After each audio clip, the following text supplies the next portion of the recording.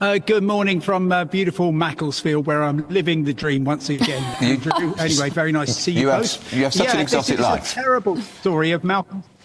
Yeah, I mean, Simon, is this a modern... Terrible story of Malcolm. So there he is. He goes on holiday. He doesn't take out travel insurance, even though he's got pre-existing medical conditions. One report I saw said that he'd actually not been able to get insurance. I find that quite surprising, because actually travel insurance, anybody can get travel insurance. You just might not like the price of the policy. So he fell into a coma. His family, of course, absolutely distraught. Because Turkey is outside the European Union, it therefore doesn't count under the global health insurance card scheme, which means that he is liable for these costs, and the family say that he's being held there for until they pay at least half the £41,000 that is owed. It's tempting, though, isn't it, Simon? Well, I'm just looking. There was a message from one of our viewers here saying their premium, because they have health conditions, can be as much as £1,000. But if they're going to go overseas to, as you say, a non-EU country, they still should take it. That's the message here, isn't it? Don't take the risk.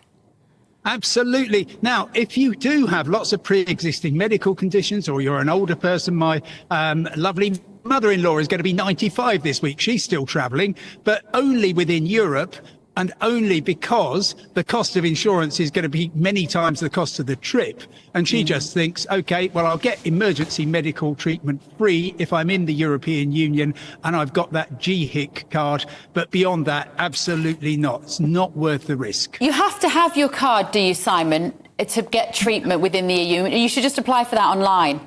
You should certainly apply for it online. Don't go to any of the scam sites that want to charge you money for it, because it's a free card. But actually, if you haven't, it's absolutely not a huge problem. Yes, you have to go through a bit of rigmarole, or at least your family do, to sort it out. But in general, if you go to a public hospital, they will treat you first and ask questions later in the European Union. And if you're a British resident, you should get it for free. Even if you forgot to get the GHIC card, they will sort it out eventually.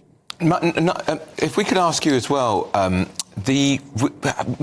probably a lot of us have forgotten about the lost Malaysian Airlines flight MH370. Disappeared 10 years ago. Nobody, a complete mystery.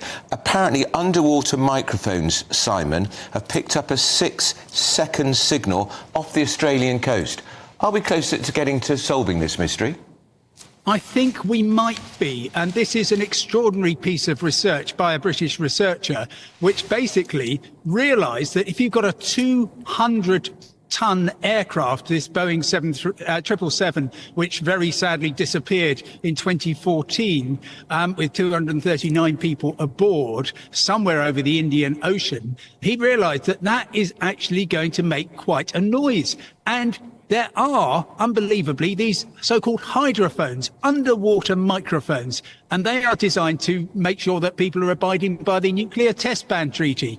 He reckons that he's picked up a 6-second burst of sound, which could be MH370 plunging into the Indian Ocean. He knows which one it is, and that could help the investigators narrow down the search area